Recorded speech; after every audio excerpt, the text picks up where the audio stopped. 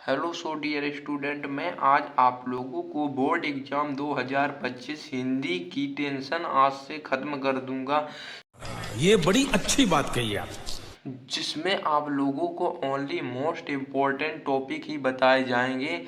इसमें आप लोगों को याद करके 100 में से 95 मार्क्स आसानी से ला सकते हैं। बात तो सही है।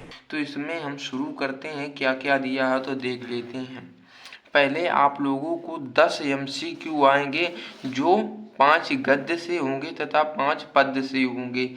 मैं इसकी अगली वीडियो में 50 मोस्ट इम्पोर्टेंट MCQ की वीडियो बना दूंगा, जो आप लोग देख करके याद कर सकते हैं। इसके बाद में दूसरे में दिया महत्वपूर्ण गद्यांश, जो आप लोगों के बोर्ड एग्जाम में 10 मार्क्स का आता है। इसमें आप लोगों के ओनली 3 चैप्टर ही पढ़ने हैं। इसमें दिए हैं, पहला चैप्टर है राष्ट्र का स्वरूप, अशोक का फूल, भाषा और आधुनिकता। इसमें आप लोगों को छांट करके आंसर लिखने हैं।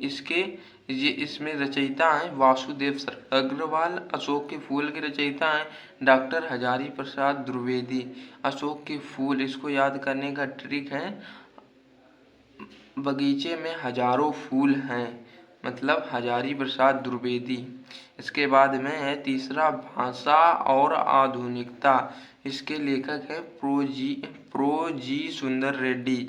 इसके बाद में आ जाते हैं महत्वपूर्ण पद्यांश में ये आप लोगों के बोर्ड एग्जाम में 10 मार्क्स का आता है। इसमें भी आप लोगों को 3 चैप्टर याद करने हैं। जो पहला चैप्टर है पवन द्वितिका के काकई का अनुताप। इसके बाद में श्रद्धा मनु। पवन द्वितिका के लेखक हैं अयोध्या सिंह उपाध्याय हरिओद। के काकई का अनुताप मैथिली शरण गुप्त। श्रद्धा मनु के लेखक हैं जयशंकर प्रसाद। इसके बाद में अगला देखते हैं, क्वेश्चन नंबर 4 आएगा लेखक का जीवन परिचय, जो आप लोगों के बोर्ड एग्जाम में 5 मार्क्स का आता है। इसमें आप लोगों को ओनली 2 ही जीवन परिचय ज्ञात करने हैं। इसके देख लेते हैं। पहला है वासुदेव शरद अग्रवाल का। इसके बाद में है आचार्य हजारी प्रसाद द्विवेदी का। आप लोग ये 2 याद कर लेंगे तो इसमें एक ना एक फंस जाएगा जरूर। ये आप लोगों का 80 वर्ड में लिखना होता है। इसके बाद में लिखेंगे कवियों का जीवन परिचय। ये भी आप लोगों के बोर्ड एग्जाम में 5 मार्क्स का आता है, जिसमें से आप लोग दो जीवन परिचय याद कर सकते हैं। पहला है जयशंकर प्रसाद का, दूसरा महादेवी वर्मा का। इसमें आप लोग एक ना एक फंस जाएगा आप लोगों का। अगला देख लेते हैं, क्वेश्चन नंबर 6 महत्वपूर्ण कहानी का सारांश लिखने। पहली कहानी है पंचलाइट बहादुर। यही 2 कहानी में आप लोगों की एक कहानी फंस जाएगी, जो आप लोगों के बोर्ड एग्जाम में 5 मार्क्स की आती है। इसके बाद में क्वेश्चन नंबर 7, इसमें खंड काव्य, जो आपके जिले के अनुसार में आएगा। यदि आपको नहीं पता कि हमारे ज़िले में कौन सा आएगा, तो आप लोग कमेंट में अपने ज़िले का नाम लिख दें, तो मैं आप लोगों को कमेंट में बता दूंगा कौन सा आपके ज़िले में आएगा। ये भी आप लोगों के बोर्ड एग्जाम में 5 मार्क्स का आता है। इसके बाद में नंबर 8 क्वेश्चन देख लेते हैं। संस्कृत में गद्य खंड का संदर्भ तथा हिंदी अनुवाद लिखने। गद्य खंड में इसमें दो पार्ट आप लोगों को याद करने हैं। नंबर 1 जातक कथा, इसके बाद पंचमशीलता सिद्धांता, जो आप लोगों के बोर्ड एग्जाम में 7 मार्क्स का आता है। इसके बाद संस्कृत में पद्यांश खंड का सौंदर्य व हिंदी अनुवाद, जो आप लोगों को 2 चैप्टर याद करने। इसमें भी नंबर 1 सुभाषित रत्नानी, नंबर 2 है महामंता महिवा महामना मालविया। इसके बाद में अगला देख लेते हैं कौन सा है, क्वेश्चन नंबर 10। आप लोगों के 10 नंबर में दिया है आपठित पद्यांश, जिसमें आप लोगों को पढ़ा हुआ नहीं होगा, उसी से पढ़ करके आप लोगों को क्वेश्चन के आंसर देने। इसके बाद में 11 नंबर है हिंदी व्याकरण। हिंदी व्याकरण में आप लोगों को शब्द युग्मक मतलब शब्दों को जोड़ करके एक नया शब्द बनाने। इसके बाद अनेक आर्थिक शब्द, अनेक आर्थिक एक शब्द का मतलब एक से अधिक वर्ड बनाने हैं एक शब्द के।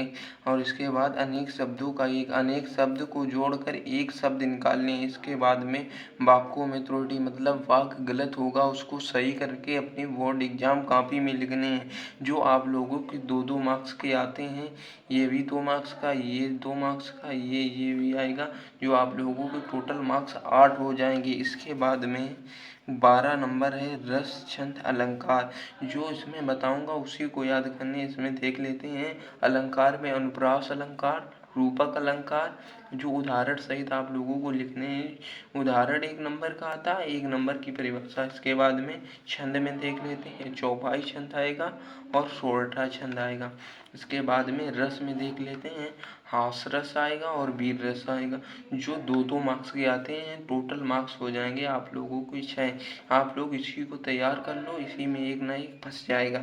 इसके बाद में देख लेते हैं आवेदन पत्र, जो आप लोगों के बोर्ड एग्जाम में वो 6 मार्क्स का आता है। इसमें 2 दिए होंगे अथवा में 1 दिया होगा, जो आप लोगों को एक ही करना होता है। अपने नगर में प्रदूषण से उत्पन्न स्थिति का वर्णन करते हुए उचित अधिकारी को आवेदन पत्र लिखो। या किसी बैंक के प्रबंधक को कोई व्यवसाय करने हेतु ऋण प्राप्ति के लिए आवेदन पत्र लिखना हो।